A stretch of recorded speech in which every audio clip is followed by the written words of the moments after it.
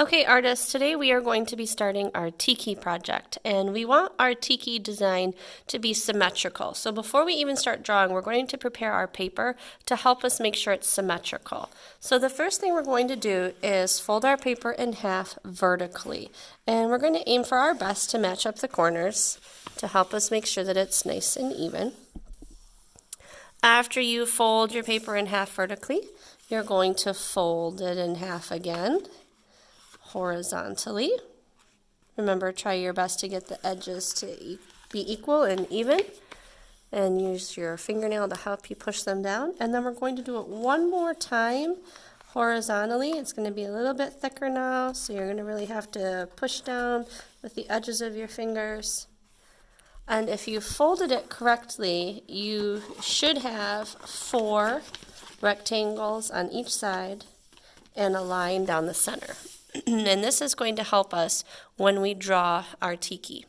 So you have handouts that have examples of Tiki noses, eyes, eyebrows, foreheads, mouths, tongues, hands, chests, feet.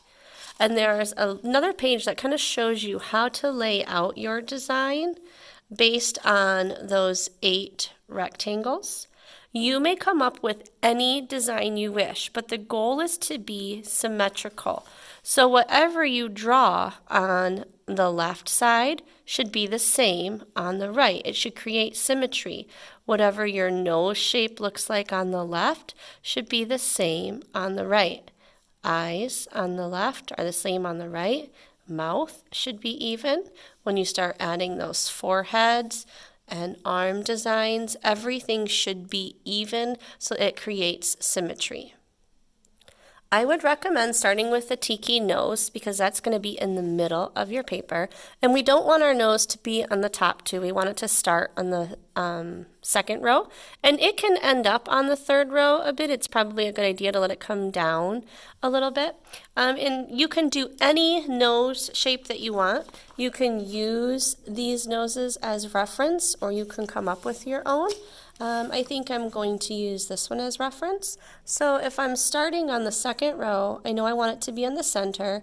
I know that the center of my nose needs to come down. Remember, it can come down into that third row, and I'm bringing it around. And remember, it needs to be symmetrical. So I need to do the same thing on the other side. And if it's not perfectly symmetrical, that's okay. I'm just aiming for my best to create symmetry.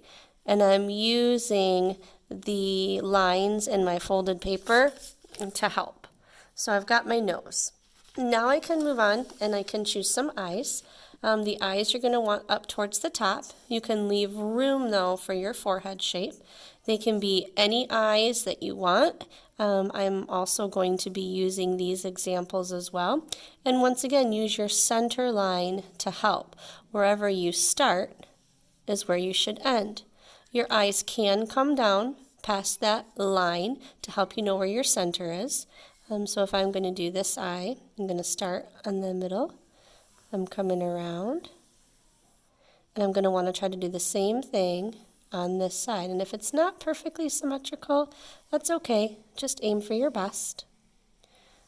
You do not have to use the designs that are on the handout, but I think it will really help you create that symmetrical Tiki design if you do.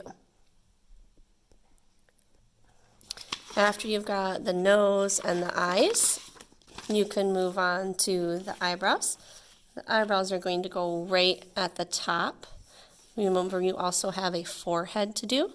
You can do the eyebrows first or second. You can do the forehead first. It doesn't matter, but remember, try to be symmetrical. I think I'm going to go with this simple one. So I'm going out from the edges here, making my straight line across. If I want it to be symmetrical, I'm going to try really hard to have those lines kind of in the same spot. Eyebrows, I could do this one here. So once again, trying to be symmetrical. After your eyebrows and forehead, you can move on to the mouth, a tongue if you wish, hands, chest, feet, You can also add more patterns or designs inside of your forehead if you wish. I'm going to pause and catch up to that. So I've caught up. You'll notice that my tiki is symmetrical using those lines of our folded paper. I decided to do tiki hands instead of a chest or feet, and I tried to follow that grid as best as I can. Down here, these are patterns that we're going to talk about when we're on to the scratch art process of our tiki, but we're not quite there yet. It's super important to make sure that your name and code are on the back of your project so that nobody else tries to claim your beautiful work of art as their own. And our next step is to get out some Sharpie. When using the Sharpie on this project, make sure you have a placemat down to protect your table, but you want to just trace over top of your pencil lines. And you want to make really thick, bold Sharpie lines. This is really going to help us when we get to the scratch art process. So I'm just going to maybe go over some of my lines a couple of times to make them nice and thick. You really don't want thin Sharpie lines for this project. When we get to the scratch art step, having these thick lines will really help us see when we're scratching away the black paint.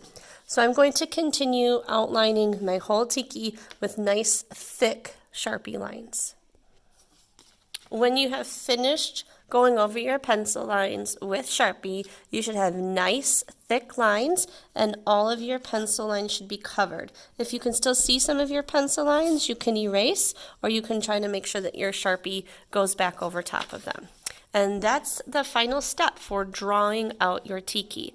The next time we see each other, we will be adding some oil pastel and some black paint.